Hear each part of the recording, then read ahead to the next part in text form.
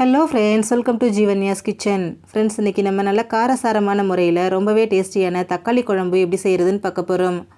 நான் இன்றைக்கி இட்லிக்கு செஞ்சுருக்குறேங்க. இது இட்லிக்கு மட்டும் இல்லாமல் தோசை, சப்பாத்தி, ஒயிட் ரைஸோடு சேர்த்து பிசைஞ்சு சாப்பிடவும் ரொம்ப டேஸ்டியாக இருக்கும்.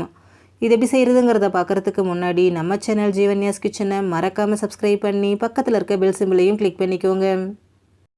இந்த குழம்பு செய்ய ஃபஸ்ட்டு ஒரு குக்கர் எடுத்துகிட்டு அதில் பெரிய சைஸில் 4 தக்காளியை நல்லா பொடியை நறுக்கிட்டு சேர்த்துக்கோங்க.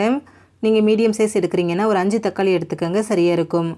கூடவே ஒரு வெங்காயம் பொடியை நறுக்கினது, ஒரு கைப்பிடி அளவுக்கு பூண்டு, 3 பச்சை மிளகாய், 1 டீஸ்பூன் தனி மிளகாய்த்தூள், அரை டீஸ்பூன் மஞ்சள் தூள், தேவையான அளவு உப்பு. நான் 1.5 டீஸ்பூன் அளவுக்கு கல் உப்பு சேர்த்துக்கிறேன். அடுத்ததாக இதில் அரை கப் அளவுக்கு தண்ணி சேர்த்துக்கிறேங்க. தண்ணி ரொம்ப அதிகமாக சேர்க்க வேண்டாம், தக்காளியிலே தண்ணி இருக்கிறதுனால அது மூழ்கிற அளவுக்கு மட்டும் தண்ணி சேர்த்தா போதும். சேர்த்துட்டு ஒரு தடவை இந்த மாதிரி கலந்து விட்டுருங்க. கலந்ததுக்கப்புறமா குக்கரை மூடி போட்டுட்டு ஸ்டவ்வை ஹை ஃப்ளேமில் வச்சுட்டு ஒரு 4 விசில் விட்டு எடுத்துக்கோங்க. தக்காளி நல்லா குழைவாக வெந்து வரணும். 4 விசில் வந்து ப்ரெஷர் ஃபுல்லாக தானாக ரிலீஸ் ஆனதுக்கப்புறமா இதை ஓப்பன் பண்ணிக்கோங்க. பாருங்கள், தக்காளி நல்லா குழைவாக மசிஞ்சு வெந்து வந்திருக்கு. இப்போ இதை மசிச்சிக்கலாம். நான் இன்றைக்கி பொட்டேட்டோ மேஷர் வச்சு மசிச்சிக்கிறேங்க. நீங்கள் இதுக்கு பதிலாக மத்து வச்சு மசிச்சிக்கலாம். அப்படி இல்லைன்னா மிக்சர் ஜாரில் சேர்த்துட்டு கொரகொரப்பாக அரைச்சியும் எடுத்துக்கலாம். அது உங்களோட விருப்பம்தான்.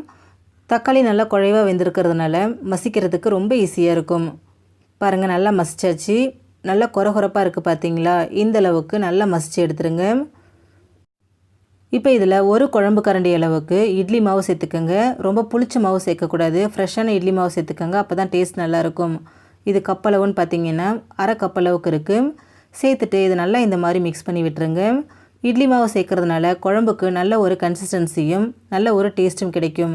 அதனால் சேர்த்துட்டு நல்லா இந்த மாதிரி கலந்து விட்டுருங்க.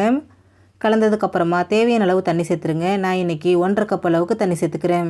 சேர்த்துட்டு திரும்பவும் ஒரு தடவை இதை நல்லா கலந்து விட்டுருங்க. கலந்து விட்டுட்டு ஒரு 3 நிமிஷம் இதை மீடியம் ஃப்ளேம்லேயே வச்சுட்டு கொதிக்க விடுங்க. நல்லா கொதிச்சு வரட்டும். பாருங்கள், 3 நிமிஷம் போல் ஆயிருக்கு. நல்லா கொதிச்சு வந்திருக்கு. அதோட கன்சிஸ்டன்சி பாருங்கள் எந்த அளவுக்கு நல்லா திக்காக வந்திருக்குன்னு. இப்போ ஸ்டவ்லேருந்து எடுத்து இது ஒரு பக்கமாக வச்சுருங்க. இதுக்கு தாளிப்பு ரெடி பண்ணிக்கலாம். அதுக்கு ஸ்டவ்வில் ஒரு கடாய் வச்சுட்டு அதில் 2 டீஸ்பூன் எண்ணெய் சேர்த்துருங்க. எண்ணெய் சூடானதும் இதில் 1 டீஸ்பூன் கடுகு, 1 டீஸ்பூன் சீரகம், 1 கொத்தளவுக்கு கருவேப்பிலை, 1/4 டீஸ்பூன் பெருங்காயத்தூள் சேர்த்துக்கோங்க. சேர்த்துட்டு இது எல்லாத்தையும் நல்லா பொரிய விட்டுருங்க. கடுகு சீரகம் நல்லா பொரிஞ்சு வந்ததுக்கப்புறமா இது கூட ஒரு 15-20 சின்ன வெங்காயத்தை பொடியை நறுக்கி சேர்த்துக்கோங்க. கப்பளவுன்னு பார்த்தீங்கன்னா 1 கப் அளவுக்கு இருக்குது. கூடவே அரை டீஸ்பூன் உப்பும் சேர்த்துக்கிறேன்.